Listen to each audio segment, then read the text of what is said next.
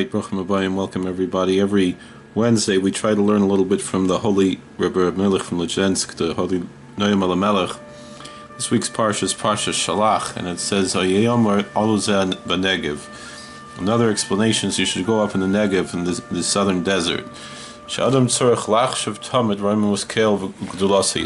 person constantly has to be thinking about the exalted nature of God and His greatness, may He be blessed. He should also set his eyes as well on the lowliness of humanity, how he himself is not considered to be anything. This is the main way that we worship the Almighty. This is what's written, go up this into the Negev, the southern desert.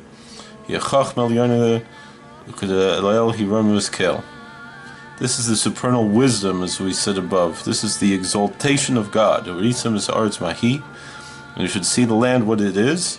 Perish, what does it mean? It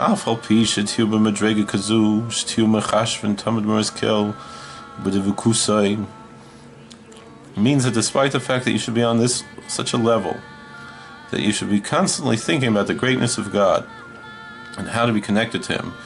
You should also look at the worldliness and materialism, how it's really nothing. That's what it says, and you should look at the land. When a person comes into worldliness, to the land, what is it? That it's nothing. It's easy to understand. Thank you for watching. God bless. Please like and subscribe, comment. We'll see you all later.